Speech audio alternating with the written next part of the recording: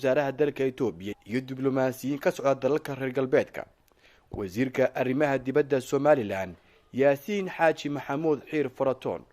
oo saaka la hadlay idaacadda BBC-da ayaa sheegay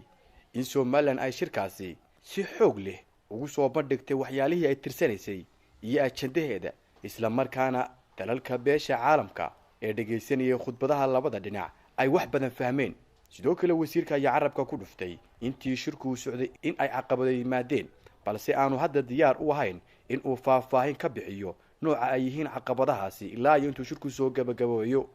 Yaasiin Xaaji Maxamuud Xiir, wasiirka wasaaradda arrimaha dibadda Somaliland, oo arrintani ka hadlaya waxa hadaladiisii ka mid ahaa. guud ahaan halkaa dee wataa sida aad u maqasheen shir baa ka dhacay Somaliland iyo Soomaaliya la isugu keenay oo ay soo qabanqaabisay ama isugu yeedhay dowladda Djibouti iyo aan filayna inay dowladda Mareykanka iyo ay la shaqeynayeen iyo saaxiibo kale. shirkaas aad loogu wada hadlay labada dhinac, qolo waliba fikirkeedii iyo wixii ay doonaysay halkaa ku soo bandhigtay. fagaarana waa lagu hadlay, gaargaarna waa loo hadlay, fursad bay ahayd aad loogu wada hadlay. wax badan baa la isdhaafsaday.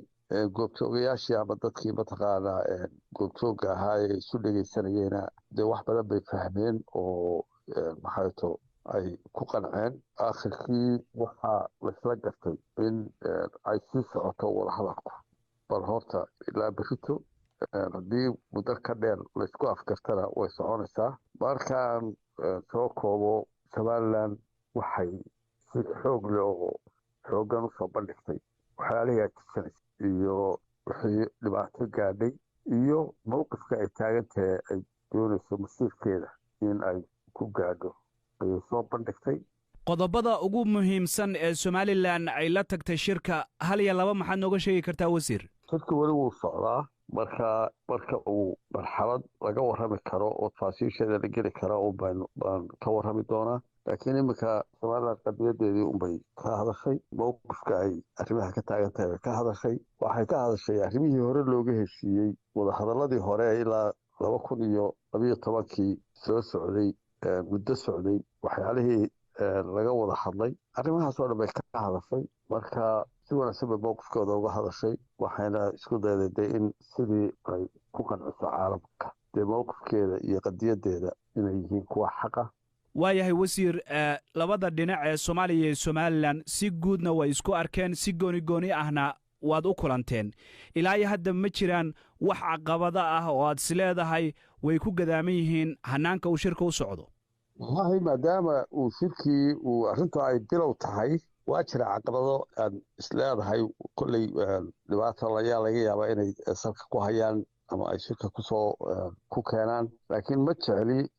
ilaa iyo la dhex gelayo la gudagelayo arrimaha oo ilaa uu berritiya saa dambe muhiimadeedu laga wada hadlayo si guud inaan haddeer idhaaho cidaasaa dembiyadaasaa jira. marka waa dhici kartaa shirka in caqabado ay ku yimaadaan, laakiin haddeerto ilaa imika si wanaagsan buu u socdaa. waayahay, caqabadahaasi aad isleedahay way imaan karaan maxaa ka mid a marka? waxaan ku iri ma rabo inaan tafaasiil saasa galo haddeerto waqtiga. wasiir, Somaliland iyo Soomaaliya horey way u yeesheen wadahadallo dhowr jeer. dabcan hadda wadahadalkan ka socda dalka Djibouti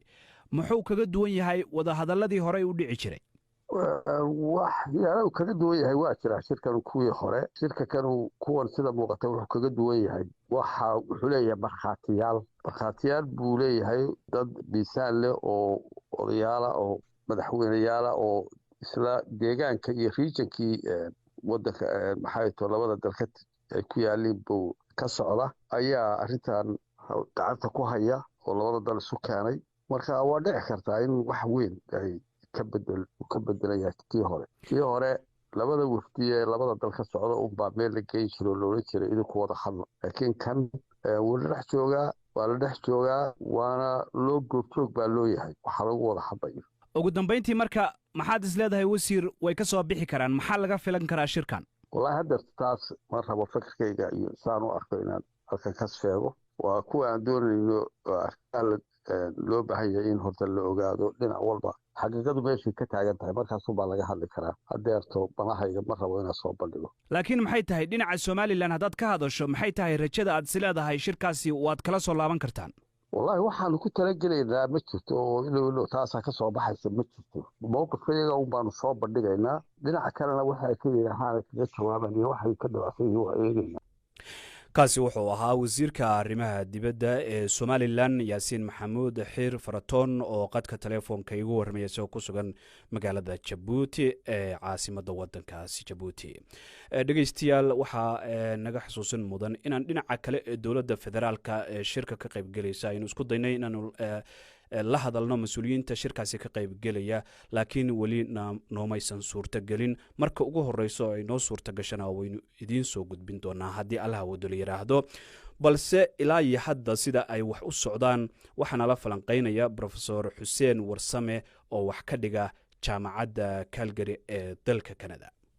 horta runtii guddiyo culus ayaa meesha yimid oo madaxda ugu sareysa Soomaaliya iyo madaxweynihii Somaliland iyo aqalka magaranaysa sare ee ninka madaxda Suleymaan Maxamed Guuleed ayaa dhinaca kale ka jooga wasiirada ka jooga dad badan baa jooga waxa kaloo jooga oo arrintan ay kaga duwan tahay kuwii hore dee Mareykankii baa jooga oo laftigiisa magaranaysa dabada ka riixaya oo wax ra'iisul wasaarihii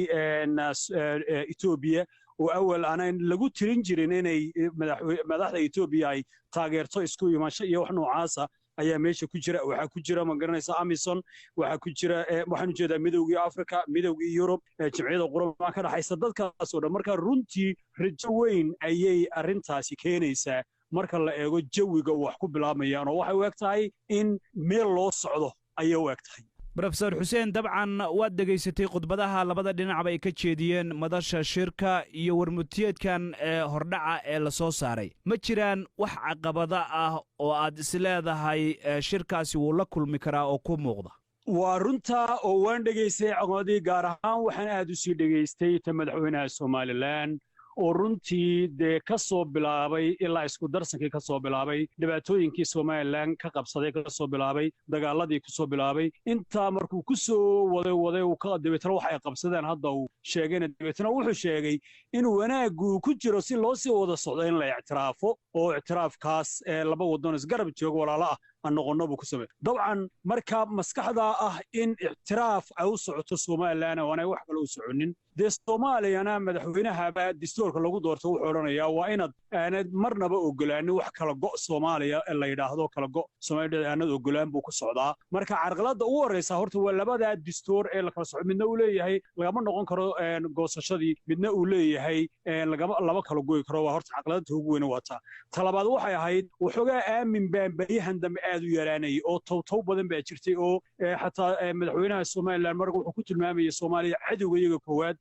niman badan oo siyaasiyiin oo hadlay Somaliland iyo arrintaas ku tilmaamaan marka waxaas oo dhan marka la eego xasanow waxyaalaha ka soo baxay shalay ee waliba maanta la sii wadayo anigu waxaan u arkaa wax rajo leh shirkan bulshada Soomaalida meel kasta oo ay joogaan si aad ayay u hadalhayaan dhinaca baraha bulshada dhinaca warbaahinta waxaad moodaa in si aad ah loo sugayo waxa ka soo bixi doona maxay tahay waxyaabaha aad isleedahay xiisaha gaarka way u yeeleen saddex arrimood baa labadaba ku jira oo markii hore waan ku soo yar bilaabay ee idhi ma garanaysaa horta geeska Afrika siyaasadiisa bay isbedeshay oo waxa laga hadlayaa inuu geeska Afrika xiriir wanaagsan uu yeesho ayaa laga hadlayaa oo wadamada dhaqaaladu isku furmaan siyaasad ahaan iskuma furmi karaan laakiin in dhaqaal ahaan isku furmaan oo ninkan Abiy Ahmed ee kuwa qaatiba